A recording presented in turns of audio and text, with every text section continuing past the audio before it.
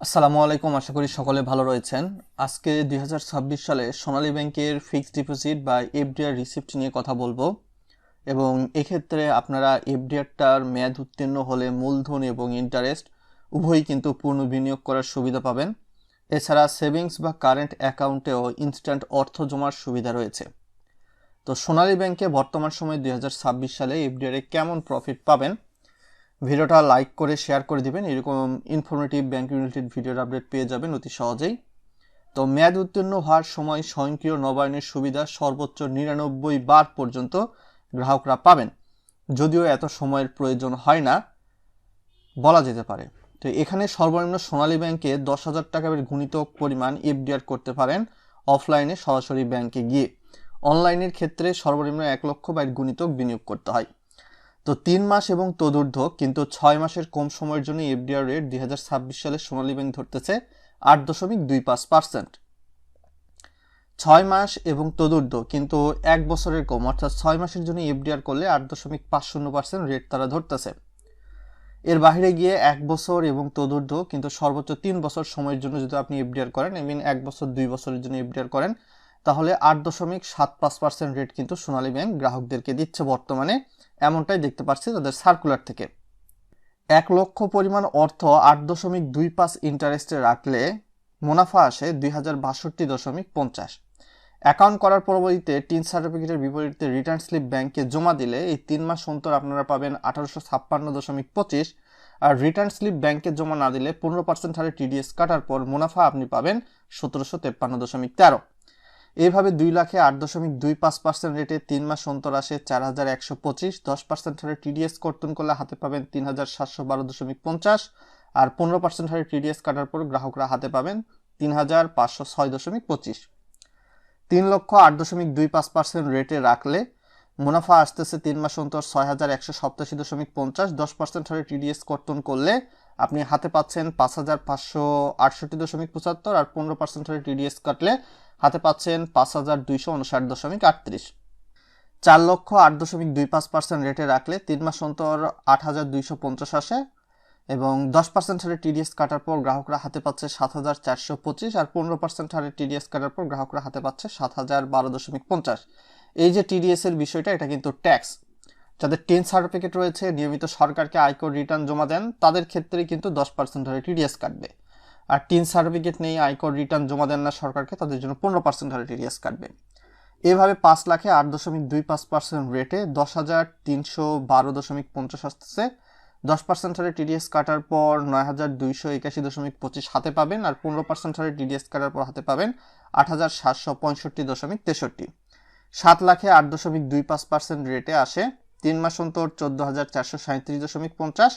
10% হারে টিডিএস কাটার পর 12,993.75। আর 15% হারে টিডিএস কাটার পর 12,271.88 পাওয়া যাবে। 10 লাখে 8.25% রেটে 3 মাস অন্তর আসে 20,625 এবং 10% হারে টিডিএস কাটলে মুনাফা হাতে দিচ্ছে 18,562.50। আর 15% হারে টিডিএস কাটার পর মুনাফা হাতে দিচ্ছে 17,531.25। এইভাবে 6 মাসে 8.25% রেটে প্রতি লাখে 6 মাস অন্তর আসে 4,250। 10% হারে টিডিএস কাটলে 3,825 পাচ্ছেন। আর 15% হারে টিডিএস কাটলে 3,612.50 প্রফিট পাচ্ছেন। 2 লাখে 8.25% রেটে 8,500। 10% হারে টিডিএস কাটলে 7,650। আর 15% হারে টিডিএস কাটলে হাতে পাচ্ছেন 7,225। 3 লাখে 8.25% রেটে 6 মাস অন্তর আসে 12,750। 10% হারে টিডিএস কাটলে 11,475। আর 15% হারে টিডিএস কাটলে 10,875.50 পাচ্ছেন। 4 লাখে 8.50% রেটে 17,000 আসে। 10% হারে টিডিএস কাটলে 15,300 পাচ্ছেন। আর 15% হারে টিডিএস কাটলে আপনি পাচ্ছেন হাতে 14,450। 5 লাখে 8.50% রেটে 6 মাস অন্তর আসে 21,250। 10% হারে টিডিএস কাটলে হাতে আপনাকে ধরা দিবে 19,125। আর 15% হারে টিডিএস কাটলে 6 মাস অন্তর হাতে পাবেন 18,062। 7 লাখে 8.50% রেটে 6 মাস অন্তর মুনাফা আপনি 29,750 আসে। 10% হারে টিডিএস কাটলে 26,775। আর 15% হারে টিডিএস কাটলে 25,287.50। 10,08.50% রেটে 42,500 আসে, 10% হারে টিডিএস কাটার পর 38,250 এবং 15% হারে টিডিএস কাটার পর 36,125 পাওয়া যাবে। 12 মাসের ক্ষেত্রে 1,08.75% রেটে রাখলে 12 মাস অন্তর আসতেছে 8,750। এখান থেকে 10% হারে টিডিএস যদি সরকার কাটে তারপর হাতে পাচ্ছেন 7,875, আর 15% হারে টিডিএস সরকার কাটলে হাতে পাচ্ছেন 7,437.50। তো এখানে একটু ক্যালকুলেশনের ক্ষেত্রে এখানে আপনি দেখতে পাচ্ছেন 8.75% হবে, এখানে লিখতে কিছুটা ভুল হয়েছে।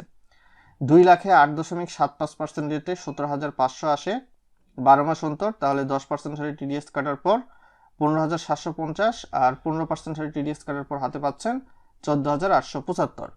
3,08.50% রেটে 26,250 আসে 12 মাস অন্তর, সেক্ষেত্রে 10% হারে টিডিএস কাটলে 23,625, আর 15% হারে টিডিএস কাটলে 22,312.50 পাওয়া যাবে। 4,08.50% রেটে 35,000 আসে 12 মাস অন্তর, সেক্ষেত্রে 10% হারে টিডিএস কাটার পর 31,500 এবং 15% হারে টিডিএস কাটার পর গ্রাহক হাতে পাচ্ছেন 29,750। 5,08.75% রেটে 43,750 পাচ্ছেন 12 মাস অন্তর, এবং এক্ষেত্রে এর উপর কিন্তু সরকার যদি ট্যাক্স কাটে 10% হারে তাহলে 39,375 পাবেন, আর এই 43,750-এর উপর যদি সরকার 15% হারে ট্যাক্স কাটে তাহলে 37,187.50 পাবেন। এইভাবে 7,08.50% রেটে 61,250 আসে। এটা হচ্ছে মোট মুনাফা 12 মাস অন্তর। 10% হারে যদি টিডিএস কাটে এখান থেকে তাহলে 51,125, আর 15% হারে যদি সরকার টিডিএস কাটে তাহলে 52,062.50 পাবেন। এইভাবে 10,08.50% রেটে 12 মাস অন্তর আসে 87,500। 10% হারে টিডিএস কাটার পর মোট প্রফিট আসতেছে আপনার 78,750 এবং 15% হারে টিডিএস কাটার পর মোট প্রফিট আসতেছে 74,375। তো এই এফডিআরটি করার জন্য কি লাগবে? এফডিআরটি করতে সাধারণ কাগজপত্রের মধ্যে লাগবে আপনার জাতীয় পরিচয়পত্র বা এনআইডির ফটোকপি। যদি এনআইডি না থাকে তাহলে পাসপোর্ট দিয়ে করতে পারবেন, তবে পাসপোর্টের মেয়াদ থাকতে হবে, এক্সপায়ার হওয়া যাবে না। আর যদি জন্ম সনদ থাকে সেটা করা যাবে, তবে এক্ষেত্রে 18 বা 18 বেশি বয়স্ক হতে হবে। 2 কপি পাসপোর্ট সাইজের ছবি লাগবে। তারপর আপনার সেভিংস একটা অ্যাকাউন্ট থাকতে হবে সোনালী ব্যাংকে, বুঝতে পেরেছেন, আবেদন করার জন্য এই অ্যাকাউন্ট খোলার ক্ষেত্রে। আর নমিনির কি লাগতেছে? নমিনির এনআইডির ফটোকপি আর নমিনির 1 কপি পাসপোর্ট সাইজের ছবি, দ্যাটস এনাফ। আর টাকা জমার জন্য অবশ্যই আপনার, যেহেতু সোনালী ব্যাংকে এফডিআর করবেন, আপনার নগদে জমা করতে পারেন বা আপনার চেকের মাধ্যমে বা ট্রান্সফার স্লিপের মাধ্যমে করতে পারেন, আপনার পছন্দ বিবেচনায়।